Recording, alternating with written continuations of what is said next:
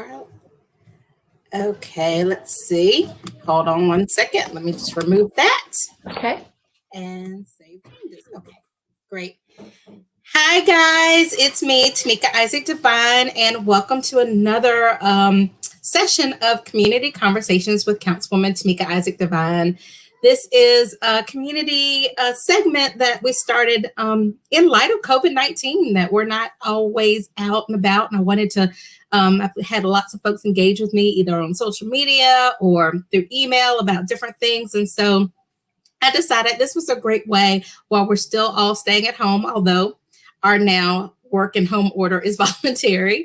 I know a lot of folks are still staying at home. And so since you're staying at home, I wanted to make sure that we were engaging in great conversations about things that are going on in the community that you might not know about because you're home a little bit more. And so I'm excited that this week, this week, we actually are going to have several community conversations because it is Teacher Appreciation Week. And so JoAnn, after today, all of my guests will be educators in some form or fashion to share some great information about education. But today, I'm really excited to have a very good friend and community champion, JoAnn Turnquist, who is Executive Director of the Central Carolina Community Foundation, with me. And she's going to talk to us about Central Carolina, because even though y'all been around for a while, JoAnn, I think a lot of folks know all the great work you do, but they don't necessarily know that you guys do it. So I think it's important for people to know about Central Carolina, who you are, what you do, but also we've got a great event that is happening now, but tomorrow is the big day. And I'm sorry, I keep looking down because I also want to make sure I share this on another platform so that we get this information out. But anyway, so guys, help me welcome JoAnn Turnquist. Thank you, JoAnn, for being here. Thank you very much, Tameika, aka Councilwoman, aka Air Mayor Pro Tem, aka lawyer, aka motivating speaker and author, mom, wife, all these wonderful things. I appreciate it. And I appreciate the fact that you're going to be lifting up teachers. Central Carolina Community Foundation was founded in 1984, and we were founded to be a bookend of perpetual philanthropy. So one of the roles that we play in the community is that of an educator, educating people as to the importance of giving back, giving your time, treasure, and talent. At the foundation, we work with individuals and families and corporations who have a giving heart, and we invest their charitable dollars and work with them to invest those dollars into nonprofit organizations, faith-based organizations, and government entities like a college or a university.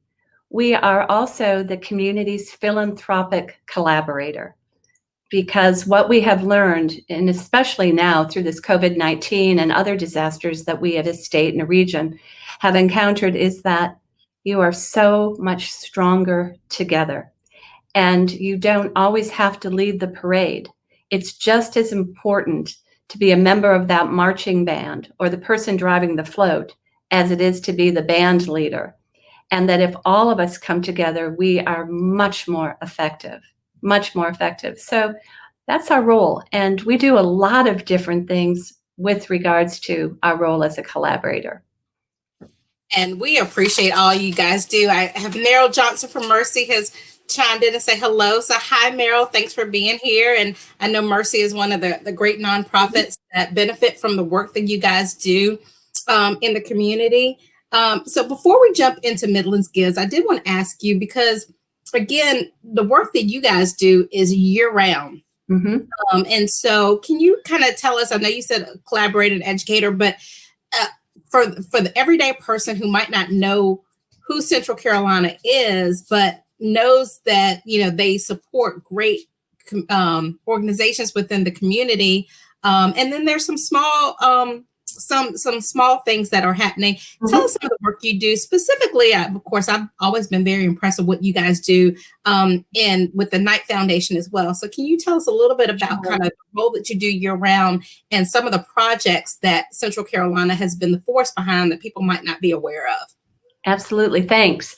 So as I said, we work with generous individuals, families, individuals, companies, corporations to help invest their charitable giving dollars. So a few examples of that happen year round.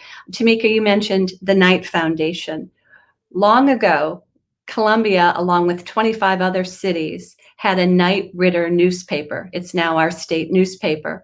And when they sold the company, when the Knight brothers sold the company, they set up funds in each of those 26 cities. What we've been able to do with the help of the city, with the help of organizations across the city, is to develop creative ideas that the Knight Foundation can invest in that will help us grow. So, for example, we had a GEL study where a group out of Amsterdam came in. They're very, very influential on how public space influences how the public responds to one another and how vibrant a city is. And they helped us identify how we could use our public space more effectively to bring people together to add vibrancy to the city. Additionally, because Knight believes in investing in those cities, the Community Foundation was able to introduce the folks at Knight to you, to Mayor Benjamin, and also to members of the planning committee or the planning council. And so you and Mayor Benjamin were able to go on learning trips, educational trips to places to understand better how other cities are deploying their dollars in effective ways to bring people together and to build vibrant cities. So one example is how we work with the Knight Foundation. We are also blessed to work with donors, anonymous and not. One of our favorite anonymous donors is the Cheerful Giver. And the Cheerful Giver over time has invested in hundreds of our nonprofit organizations with unrestricted grants based on information that we have been able to provide.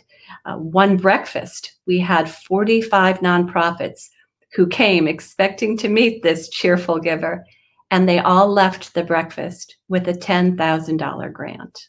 Wow. I know, just wonderful. We bring the community together to understand what the community thinks, what the community feels that they can do to make an impact. And we do that through our initiative called On the Table, which takes place in the fall. Last year was our second year. This past October was our second year. And we had close to 3,000 people participating in conversations all across Richland and Lexington County, sharing their concerns, sharing their praise for things that worked, sharing their willingness to work together. And we use the information that comes out of that survey to help inform folks like you, the city and county councils, folks that are making funding decisions, as well as community members. And we bring them together to better understand and learn. So those are a few examples of what we try to do. Again, helping to inform our very generous funders on opportunities and connect them with people like you, Tameika, who have a heart for and knowledge of the place we call home. Bringing larger groups together in small conversations to ensure that everyone feels that their voice is heard. And then again, reaching in and understanding the needs of our not-for-profits who are so critical to the success of our community. Oh, and we also do the 1SC Fund, which is our statewide disaster fund, which has distributed monies ever since the flood, well over $6 million. We now have the 1SC COVID-19 Response Fund that has raised over $3 million that will be deployed across the state. And we have our Community Engagement Response Fund, which is funding the 11 counties that we serve. Right. And that is amazing. I actually had a conversation this morning with someone, and I mentioned the 1SC Columbia COVID-19 Fund, and they were saying that is so great because it's so needed. And especially we know at this time, you know, there's always needs within our community. But this time the needs are magnified with everything that everybody's going through. Businesses that have been shut down for, you know, a month, some going on 2 months, people who are laid off or furloughed. So there's a lot going on. So can you tell us, before we get into Midlands Gives, how can people donate to the COVID-19 fund, and basically what will that be used for? Okay. The COVID-19 fund can be accessed either via Midlands Gives. It is a fund on Midlands Gives, or it can be accessed at 1SC and then COVID response. So 1sc.org. So that's a simple way to reach the 1SC fund, and you can donate now. From a local perspective, we are coordinating with United Way of the Midlands, with the City of Columbia, with Richland County, and Central Carolina Community Foundation. All of us have funds that are available for the localities in which we serve. And we are coordinating our efforts. So we have folks from my team who are sitting on the city's grant committee, and we have folks from the city who are sitting on our grants committee, and again with United Way and with Richland County. And those grants can be accessed at our community foundation's website under COVID-19. So yourfoundation.org, and there's a banner at the top for COVID-19. Wonderful. That's excellent. So, and I want to emphasize to folks, there are folks who have not been laid off, who are still, getting paid. And if you want to help, I know so many folks are like, well, how can I help? And, this is a little bit different disaster than most, that, after a hurricane and other things, people go out and we collect stuff and they're working and helping with debris. And, because folks have been encouraged to stay home, although there's still nonprofits who need volunteers, some people are not being able to go out and physically volunteer, but you certainly can give your dollars, and, $10, $25, all that adds up. And so if you want to donate, to this or other nonprofits, which we'll talk about in a second, please do, because, a pandemic doesn't mean the needs in our community are any lessened. Actually, it means that they're greater. And so we need to tap all resources that we have. So with that said, let's talk about the big day, Midlands Gives. This is although you do work all year round, this is probably the biggest thing that you guys do. I know it's very time intensive for you and your staff. So tell us about this next 24 hours and what Midlands Gives, and why was it designed, and what is it going to support? Okay. Midlands Gives can be found at midlandsgives.org. It was established 7 years ago. This will be our 7th Midlands Gives. And it was designed in order to lift up the nonprofits in the 11 counties that the Community Foundation serves on a specific day, to tell their stories, to bring awareness to the incredible work that they do and the incredible teams that they have, and gave the opportunity for folks across the community to support them financially. Over the last 6 years, we've raised well over $9.3 million for over 400 nonprofit organizations. And since the beginning, it has been an online giving event. We have had a headquarters where folks come and gather and hold up signs for the media, but it was an online initiative. And this year, although we're apart, we can come together through midlandsgives.org and support. And we're using this, and we encourage everyone to do this, #SupportSupporters. So this year, Midlands Gives, like last year, will kick off at 6 a.m. and it will run through midnight. So 18 hours of giving at midlandsgives.org. You can also follow us on our Facebook page, because we at Central Carolina Community Foundation's Facebook page, we're going to have Facebook live updates throughout the day. We're working with media partners, both radio and television, and folks like you, Councilwoman Tameika, to look at folks' social media posts to follow what's going on. We are going to have incentive prizes every single hour. So let me explain how it works. Midlands Gives kicks off at 6 o'clock a.m., although you can give early anytime up until 6 a.m. Every hour from 6 a.m. to 12 midnight, our corporate philanthropy champions will be providing incentive prizes, because why should you give on a specific day? Well, $150,000 worth of reasons. Every hour there will be an opportunity to win a prize for the nonprofit. So if I go online, and since we have Meryl from Mercy, I'll use Mercy, and I make a gift to Mercy, I only have to give $10 in order to give a give on Midlands Gives.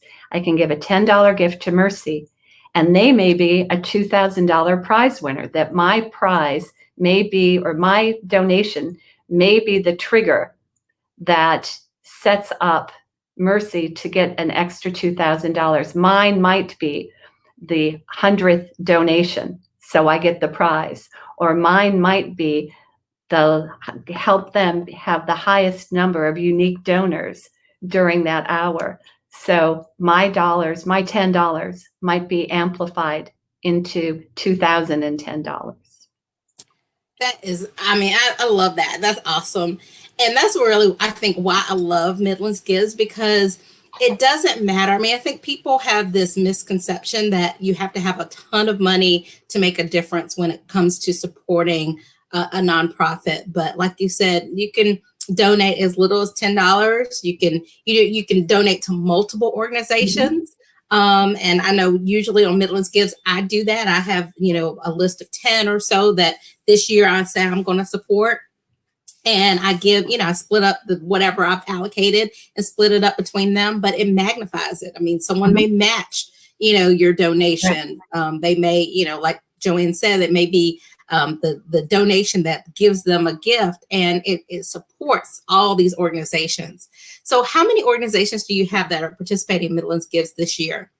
We have 412 organizations that are participating, and we have numbers of those organizations that have match pages set up. In fact, there are 262 champion pages that you can find. So if you go to midlandsgives.org, and it's not too late, if there is an organization or organizations that you want to particularly support, it's similar to doing a fundraiser on GoFundMe, except it is on our platform. So you could set up a champion page and reach out to all your friends and say, I'm putting up $50 and I want you to join me in putting up $50 on our champion page for this particular organization. So it's very, very easy to shop. So Tameika, you were saying you were going to perhaps support 10 organizations. I think all of us have gotten really used to online shopping over the last numbers of weeks. So just imagine you're filling up your Amazon shopping cart. You can go on midlandsgives.org. You can search by specific nonprofit. You can search by category. You can search by county.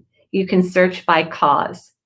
And you simply choose the organization you wish to give to, and on their page, it will tell you whether or not there's a match available. It will tell you about their mission. It will tell you about their champions. You choose them. You choose the balance of the nonprofits that you want to give monies to, and then you simply check out one time. And if you think you might go back, you simply set up a password, and it's easy, just like shopping on Amazon. One-stop shop. $10 per gift. That's great. JoAnn, do me a favor. You've kind of moved over a little bit, so move back to your right. Just to there we perfect. Go. I know. I want to make sure everybody sees your. I want to make sure everybody sees your beautiful face.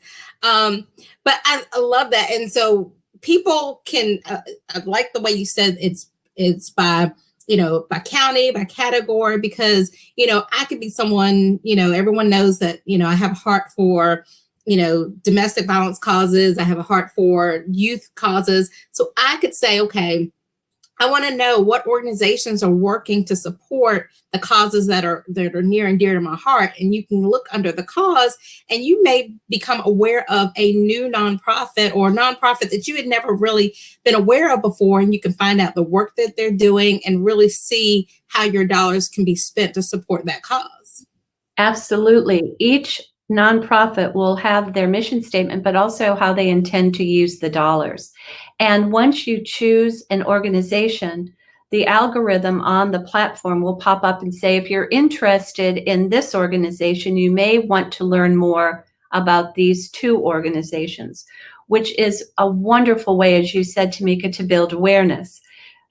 Over the years, almost 30% of the gifts have been first-time gifts to a nonprofit, because the Midlands Gives platform allows folks to be introduced to organizations they might not otherwise be introduced to. And when you think about the incredible work that these folks do, anything from, as you say, domestic violence or education or animals or literacy or working with the disabled or helping the homeless or feeding the hungry, our nonprofits are incredible forces that bring our community together and make us stronger. And all of them have been hit by the economic impact of COVID-19. Donations are down because folks can't do fundraisers. Donations are down because folks may be laid off. Donations are down because people aren't sure how to give or where to give. Our nonprofits are small businesses, and like any small business, they have some reserve, but no one ever expects to need a reserve that will go on for months and months. And when we come out of it, or as we start coming out of it step by step, the work that these nonprofits do, these hashtag support supporters, that they do will be critical for our ability to come back strong, for our ability as a community to reopen, for our ability as a community to continue to build bridges. Now, it's going to be a new normal. And how are we going to support folks that are providing childcare? How are we going to support folks that do human services? How are we going to support folks that are working with disabled that aren't able to provide the same level of one-on-one service right now? Everyone's going to be reconsidering and reimagining what their work looks like. And the financial support we provide tomorrow and throughout the year, because midlandsgives.org is now a full year giving platform. So the money we pledge tomorrow will really make a difference. And I encourage two things. First, if you have it in your heart and you have the means, I encourage your listeners and your viewers to consider making an ongoing, a reoccurring gift. You can set it up once a quarter. You can set it up once a month. And again, it can be as small as $10, because collectively, last year we had over 14,000 gifts made. $10 multiplied by 12 or 13 or 14,000 is a lot of money.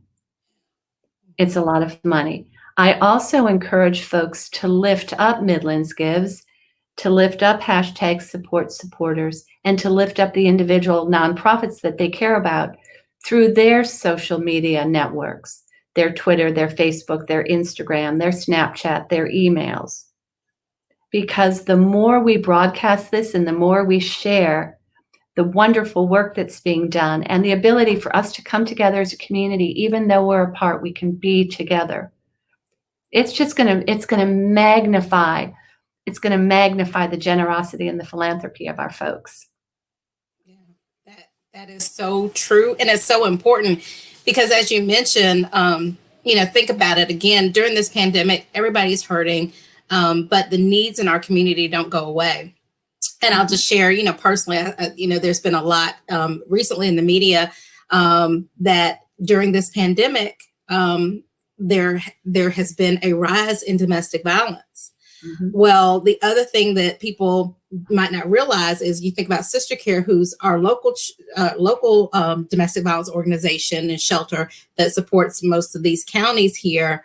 Well, because of the pandemic and not in needing the social distance, they can't have families in the shelter like they used to. So then they've had the increased cost of, but domestic violence is still happening. So they've had to then get hotel rooms, which is a different cost that they didn't used to have, to make sure that they were housing these survivors that are leaving domestic violence situations and can't live in the shelter. So when you mention kind of the new normal, there are so many challenges that these nonprofits are having to deal with in light of the pandemic that are causing their costs to be increased. And so the need for donations that was already there also ends up being magnified during this pandemic, and trying to adjust the way they're serving our community moving forward. It really does. It really does. So again, that's why tomorrow is so important. And again, we have to remember we have $150,000 worth of corporate philanthropy champion incentives, a prize every single hour, and you can find the list of prizes. Let me see if I can find it here on my pile. We can find a list of prizes at midlandsgives.org. And we also, it's not very pretty, but again, there's a big list that they can find. And so you can find that. We also have champion pages. So make sure as folks are looking at the nonprofits to find the champion page, and it's not too late if someone wants to set something up. Really promote it on Facebook, Twitter, Instagram. You can follow us on our Facebook Live. Again, on midlandsgives.org, you'll see a schedule of all of our Facebook Live times and when we're going to be broadcasting. You can also follow us on Instagram at CCCFpics and at CCCF Tweets on Twitter. So again, please share out as we're sharing so we magnify the voices. And we really do want to do hashtag support supporters. A bonus of tomorrow is most everyone has heard about Giving Tuesday. That's the Tuesday after Thanksgiving where folks are encouraged to give back because of the bounty of the season. Well, Giving Tuesday is doing a second Giving Tuesday this year, and it takes place tomorrow.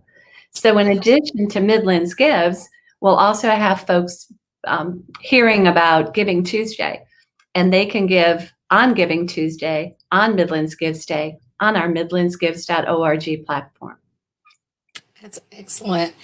And so for those of you who might be just jumping on, I'm talking to JoAnn Turnquist, the Executive Director of the Central Carolina Community Foundation, who does amazing work within our community to make sure the needs of our community are met, and that people have opportunities for philanthropy. And Midlands Gives website is scrolling across the bottom, so you guys can't forget it. So make sure that you go to Midlands Gives, you look at who the organizations are, you make your plan for giving tomorrow, but you also, set up a champion page and challenge and ask your friends and people within your networks to give as well, because this is an opportunity not just to support nonprofits within our community, but really to make an impact that's magnified on tomorrow for Midlands Gives Day.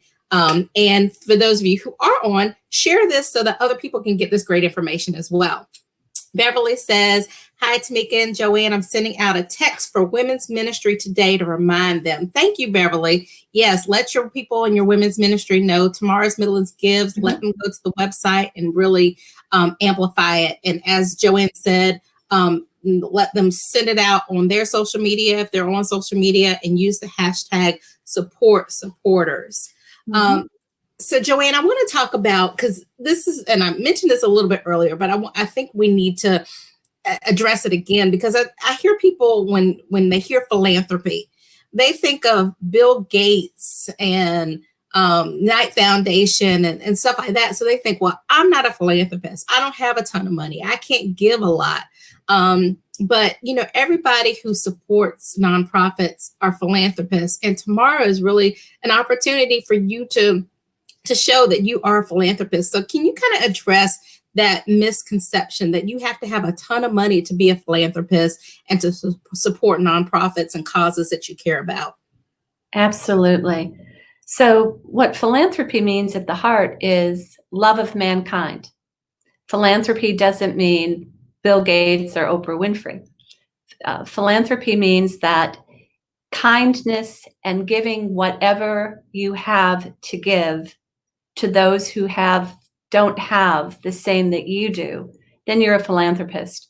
So a $10 gift to a nonprofit, you're a philanthropist. You have given something. You have given of yourself. You have given something that will make a difference to a nonprofit. When we can go back to volunteering, sharing your time, sharing expertise, knowledge that you have, you're a philanthropist. And again, I think that if we say we're charitable, that doesn't sound like a scary word. But when we say philanthropist, which is the same meaning, it sounds scary. So if we proudly say, I am a philanthropist, I gave $10 to a cause I cared about, you truly are a philanthropist. You don't have to be wealthy to make a difference. As I said, if 10,000 people give $10, that's an amazing amount of money. If 100,000 people give $10, or if 100,000 people become aware of a new nonprofit that they wish to volunteer with or share their expertise with or tell another person about, they're being a philanthropist. We have to go beyond the word. We have to go to the meaning of the word, which is love of mankind. That's great. I love that. So we are all philanthropists, and tomorrow is our opportunity to really, truly make an impact in our community. JoAnn, if anybody has any questions for JoAnn or me, please type them in the comment section, and I'll make sure I get that answered before we leave.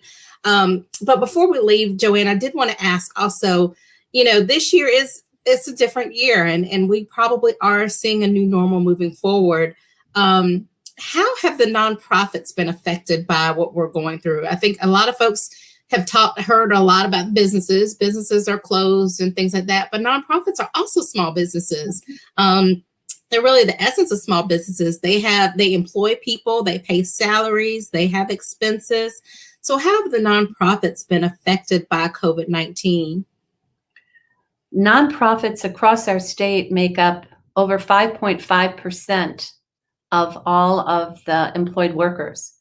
We have over 90,000 people employed in the nonprofit sector. Nationally, nonprofits are third, more people employed in the nonprofit sector than even manufacturing. So as you said, just like a small business, nonprofits are looking at their cash flow. They have less money coming in the door. They still have to pay rent. Most of them have employees and payrolls that they have to meet. They have insurance that they have to pay for. They have supplies that they have to pay for. They have services that they have to pay for, services that they provide that have a cost. And so as the revenues are shrinking, they're trying to sort out how to make do with less, just like a small business. Does it mean they have to furlough people? Does it mean they have to cut back on services? Does it mean that they have to take a look at benefits and how they're offering those benefits? So much like any small business. And I think it's been exacerbated a bit by the fact that they're not always considered small businesses. Now, they are eligible under the CARES Act to get some of the small business and payroll loans, but many nonprofits don't have an accountant on staff or don't have a real strong relationship with a bank, which put them down the line, if you will, from getting their applications in or having their applications approved. So many of our nonprofits are still waiting. And like many small businesses, their length of reserves, the number of weeks of reserves they have, on average, range from 1 month to 3 months. And we're working into the end of our second month right now. And if it's a nonprofit that hasn't been offering a specific human needs service directly related to COVID-19, food, shelter, rent assistance, the nonprofit community has been reluctant to raise their hand. Instead, they've been helping direct service organizations to raise money, and they've been amplifying. The nonprofit community has been amplifying the work being done by other nonprofits. So tomorrow, we have an opportunity to lift up 412 small businesses that employ our friends, that employ our neighbors, might even employ our family members, that provide services that we need and we will continue to need. So for $10, become a philanthropist. For $10, support organizations that are making a difference. MidlandsGives.org, #MidlandsGives, #SupportOurSupporters. We need to get the message out. It's good to give. It's wonderful to give. And it's a blessing to you, and it's a blessing to the organizations and to the clients they serve when you give. That is great. That is wonderful. I couldn't say it better. So I think I had one more text, and someone just asked a question as to how they can be involved. And so basically, as JoAnn said, you can go to midlandsgives.org, find out more about the nonprofits. You can go ahead and set up your giving plan. You can figure out, who, what they're going to be spending the money on. But most importantly, you can share it with all your networks. Let people know Midlands Gives is happening. You can go on now, and you actually don't have to wait till 6 a.m. tomorrow to give. So you can go on now and start giving. But tomorrow is a way that, even in light of everything that we're all going through, it's a light. You can do something tomorrow for someone else, and not think about COVID-19, but think about how you can use $10, as little as $10, to help support folks in your community that have a need. So with that said, JoAnn, is there anything else that I did not ask you about or didn't cover that you want to make sure that our viewers listen to? And I know a lot of folks will watch the replay. So if anybody's watching the replay, #replay and tell me your question and I'll answer it, or I'll make sure that JoAnn answers it so that we can get you the information you need to participate tomorrow. Is there anything else you want to add before we go? Again, I would just encourage everyone to take a look at midlandsgives.org and take a look at our Facebook Live calendar of events for tomorrow. We're going to have incredible interviews with nonprofit organizations who'll be telling their stories. We're going to have interviews with a number of our corporate philanthropy champions, so the viewers can learn why they have a heart for giving, why they are philanthropists. We're going to hear from members of my team on some of the work that they're doing with different initiatives across the community. And we encourage folks to share that out. And if you have something you want to say, the viewers and the listeners, let us know. Go on our Twitter, go on our Instagram. So CCCF Pics, CCCF Tweets, Central Carolina Community Foundation's Facebook page. We want to hear from you so we can amplify your voice and we can amplify your role as a philanthropist. Because even though we're apart, we can come together tomorrow to really celebrate our community and how resilient we can be when we're all together. That's great. That's great. Well, thank you again, JoAnn, not just for being here with me today, but for everything that you do for our community. I mean, you're always out there and elevating and amplifying the needs in the community and using the data that you guys collect to make sure that we're doing new services and new programs so that we're addressing the needs. So I thank you for what you do.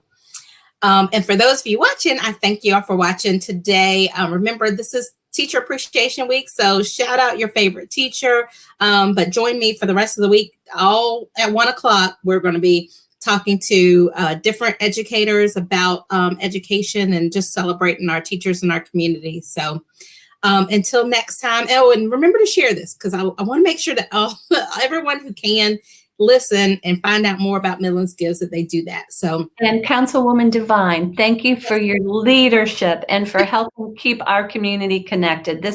Your programs have been amazing. So thank you. Thank you for your leadership. Thank you. My husband always says, you're doing something else. And I'd say, not that I don't have a lot to do with homeschooling kids and still trying to be a lawyer and councilwoman and run my business as well. But it's like, I'm not used to being home. So y'all know me. I'm not used to sitting still. So this was another opportunity for me to connect with folks and get out some good information. And what book are you working on now? What's your newest book you're working on? So right now I have put my book to the side because Jade wants to write her second book. Those of you who don't know, my 9-year-old has a book, and so she wants to write her second book. You have to tell you the title of her book and your book. So my book, my current, well, I have two. My first book was Born into Heaven, Lessons of Love. Oh gosh, I always forget the little tagline. That's embarrassing. I can't remember. That's so long. And that book is 4 years old, but Born in Heaven is my first book. And the second book is Think Like a CEO, Act Like a Mom, The Pursuit of Work-Life Integration, which I'm so grateful that you had an opportunity to bring me in and speak to your staff about work-life integration. And so that's that book. And then Jade's book is The Dolls Come to Life. Look, my husband's so helpful. He's passing me the book. This is our first book, Born into Heaven, Lessons of Love, Faith, and Reclaiming Your Joy in the Midst of a Storm. So thank you, darling. And Jade's book is the Dolls Come to Life. And so that's her first book. And she actually is doing an IG Live tomorrow night about that book. But tonight, now that she's home, and she goes through her assignment so quickly when they send it for her e-learning. So she said she wants to do a book about mythical creatures. And so I'm helping her with that right now. So I've kind of put my book to the back burner a little bit, but I want to actually do my third book.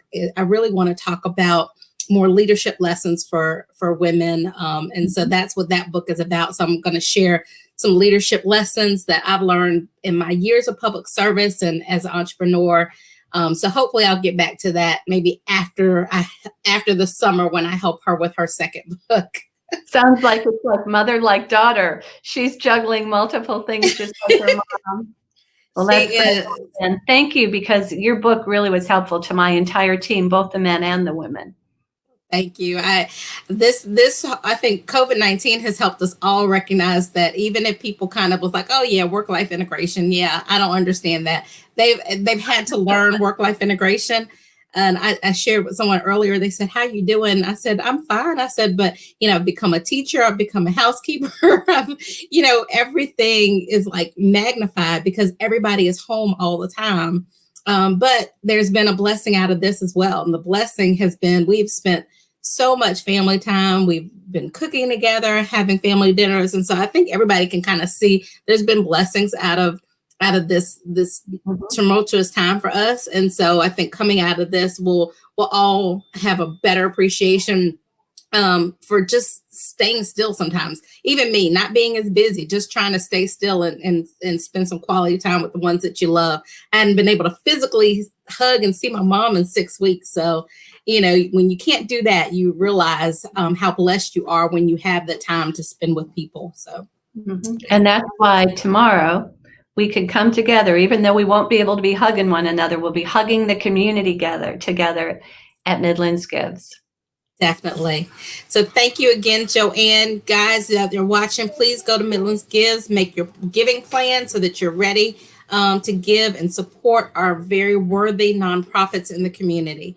So until tomorrow at 1:00, where I'm going to bring you guys Beth Branham, who is a school board member from Lexington 2 and the immediate past president of the National School Boards Association. And she's going to talk to us about kind of what we can expect, what school districts are doing to deal with COVID-19 and what it might look for learning moving forward, because they're having to adapt as well. So I'm excited to have that conversation with her tomorrow. So until tomorrow for another community conversation, I am Councilwoman Tameika Devine. We've had JoAnn Turnquist. Make your Midlands Gives plan, and we will see you tomorrow.